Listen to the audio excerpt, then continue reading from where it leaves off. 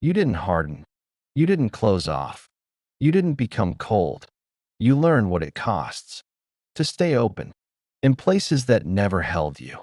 And that changed how your softness moves. Because for a long time, you believed softness meant endurance. That staying tender meant staying available. That love required access, even when it drained you.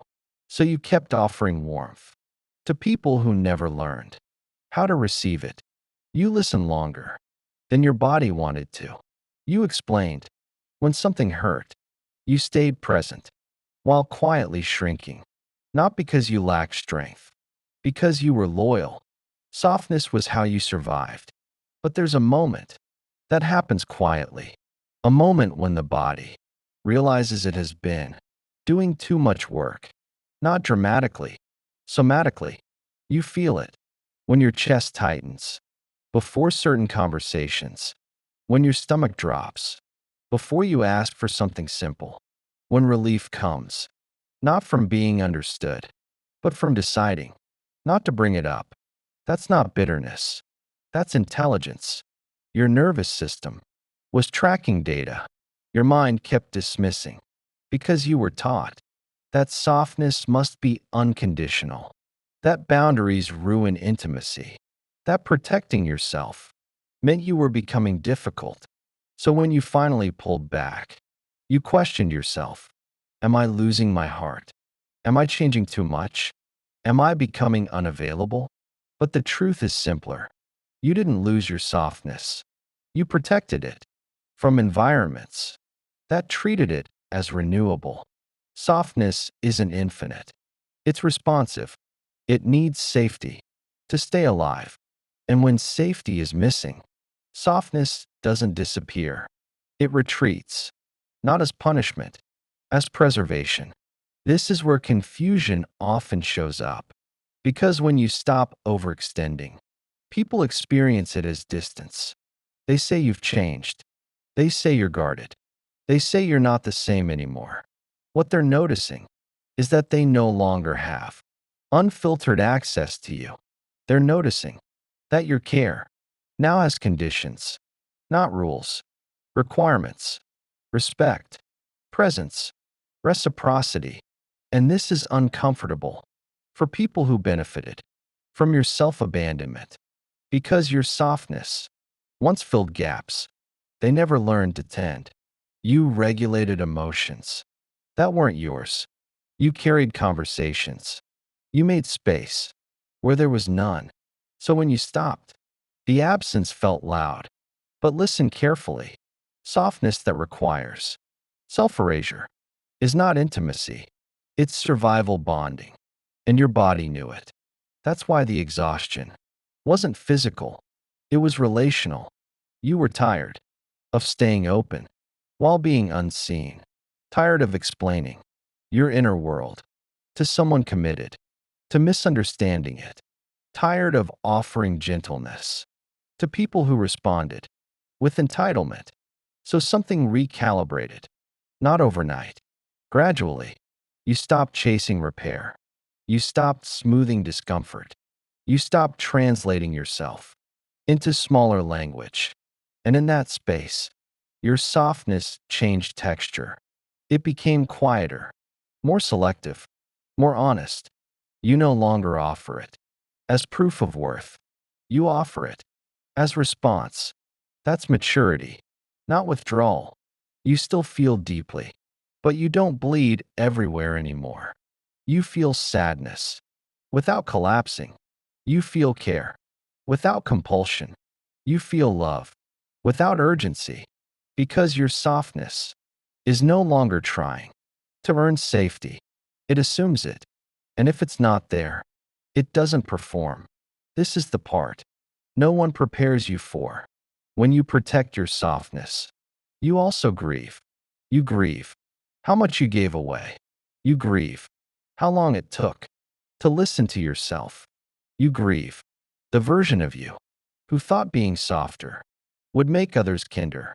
That grief doesn't mean you were wrong. It means you were learning. And now, your softness lives somewhere else.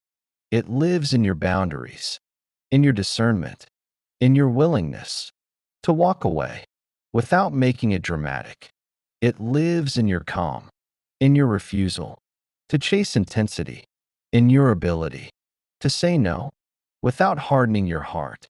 This is what protection looks like from the inside, not walls. Containment. You didn't lose access to love. You stopped leaking it. And when you notice that shift, when you feel how steady your inner world has become, you realize something important. Softness was never the problem. Unprotected softness was. At first, protecting your softness felt like distance, not because you became detached, but because you stopped bridging gaps that were never meant to be yours. You stopped leaning forward when the other person leaned away. You stopped filling silences that were actually information. You stopped offering reassurance to soothe uncertainty you didn't create. And without those familiar movements, relationships began to feel different, quieter, more honest. Because when your softness is protected, you no longer buffer reality. You let people show you who they are without translating it into potential. This is where the shift becomes visible, not dramatic, revealing. You notice who responds to your presence and who only responds to your effort. You notice who softens when you soften and who stiffens when you stop overgiving. You notice who becomes curious about your inner world and who becomes frustrated when it's no longer freely accessible. This information was always there. You just weren't in a position to receive it because when you were overextending, your softness functioned as emotional lubrication. It made interactions smoother, less confrontational, more palatable. It absorbed tension. It minimized misalignment. It delayed truth. So when you protect it, friction appears, not because you created it, because it was already there. You're just no longer buffering it. This can be disorienting, because for a long time, you believed harmony meant connection, that if things felt calm, they must be good. But now you understand something deeper. True harmony doesn't come from one person regulating the whole room. It comes from shared presence, from mutual capacity, from people meeting each other without one side compensating. So when that compensation stops, some dynamics collapse, not because you failed, because they were dependent on your self-erasure. This is where grief surfaces again. Grief for relationships that only worked when you worked harder. Grief for closeness that was sustained by your vigilance. Grief for the belief that if you stayed soft enough, others would rise to meet you. Let that grief be clean. It doesn't need analysis. It just needs honesty. You're not mourning people. You're mourning patterns. And patterns can be released without resentment. There's also relief here, because for the first time, your softness isn't depleted. It's available, not constantly, but authentically. You give it. When it's welcomed, you offer it. Where it's respected, you withhold it. Where it's misunderstood, not as punishment, as self-respect. This changes the quality of your connections. You're no longer bonded through emotional intensity. You're bonded through safety, through ease, through mutual attunement. That doesn't require performance. You don't have to prove that you care. Your presence speaks. And if it isn't received, you don't escalate. You observe. Because protected softness doesn't chase validation. It trusts alignment. You also become less reactive, not because you suppress emotion, but because fewer situations violate your internal boundaries. You don't feel compelled to explain yourself to people committed to misunderstanding you. You don't overclarify in hopes of being chosen. You let clarity choose you. This doesn't make you less loving. It makes your love precise. Your care has direction. Your empathy has limits. Your kindness is no longer a resource others can extract without consent. This is the part many women fear. They worry that protecting their softness will make them lonely. But what actually happens is discernment. You feel less surrounded, but more connected, because the people who remain are there for who you are, not what you provide. And the quiet becomes comforting, not empty, because you're no longer in a constant state of emotional output. Your system rests, and from that rest, your softness regenerates, not as obligation, as choice. Something subtle happens when your softness is no longer exposed. You begin to feel intimacy in a different way, not louder, clearer. Before, intimacy was tied to how much you gave, how much you understood, how much you tolerated, how deeply you absorbed. You felt close when you were needed, when you were the emotional anchor, the translator, the stabilizer. Now, closeness feels different. It doesn't surge, it settles. You feel connected without being consumed. You feel seen without having to reveal everything at once.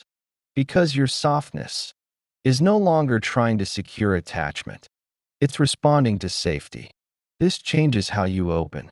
You don't lead with vulnerability, you lead with presence. You allow intimacy to develop at the speed of trust, not the speed of fear. And this is where many women misinterpret themselves. They think they've become guarded. But what's actually happening is discernment. You're not withholding, you're pacing. You're letting your body decide what's safe to share instead of your anxiety. That's not closing off, that's listening. You also notice that your tolerance for intensity has shifted. Big emotional gestures don't impress you. Over explaining doesn't reassure you. Urgency doesn't pull you in. Because intensity, without consistency, no longer feels intimate. It feels destabilizing. Your nervous system knows the difference now. So you're drawn to people who don't rush you, who don't flood you with words, who don't demand access before earning trust. People who can sit in the quiet with you, who don't need to be managed, who don't interpret your boundaries as rejection. This is intimacy that doesn't activate survival.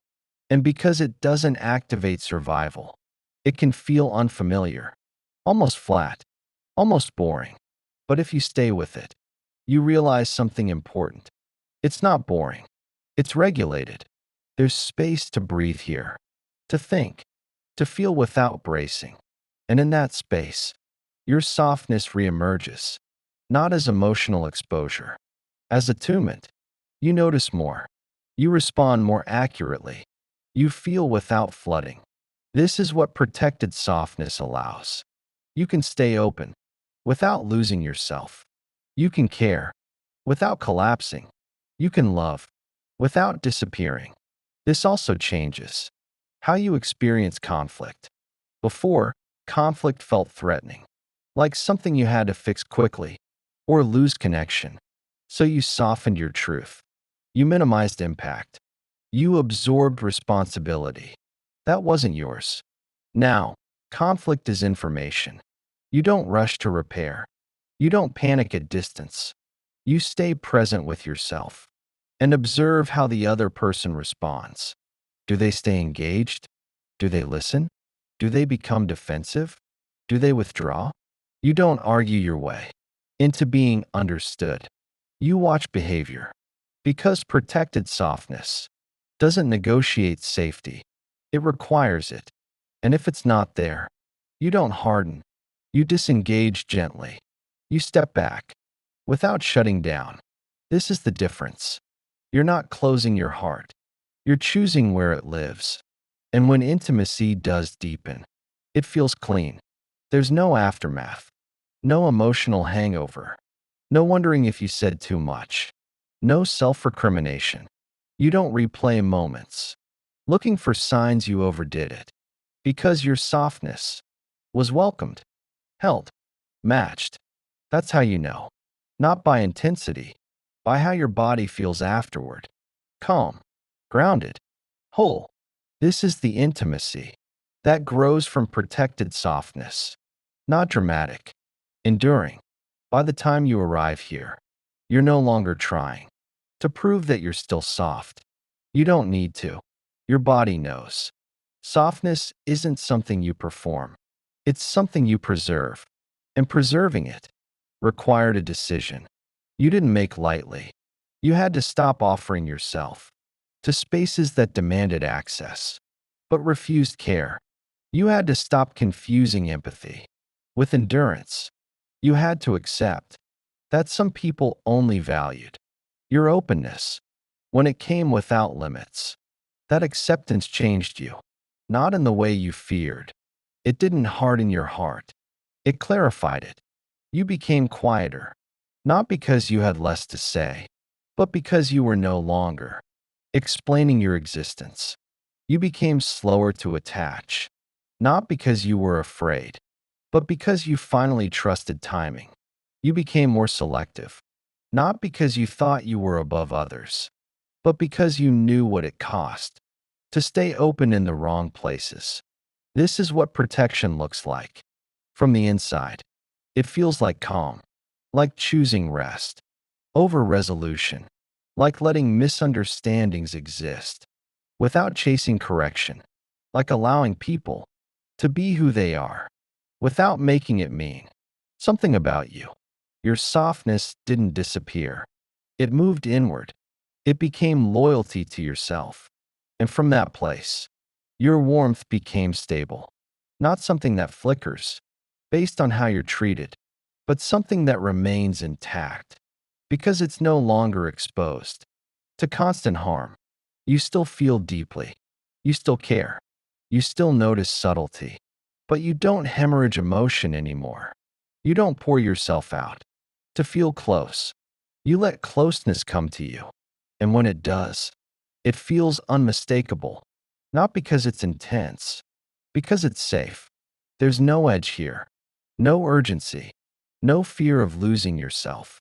You can stay, you can leave, you can soften without bracing. That's the difference. You didn't lose your softness. You taught it where it belonged. If this resonated, let it settle. You don't need to change anything. Just notice how your body responds to the idea of never abandoning your tenderness again. That response is your truth.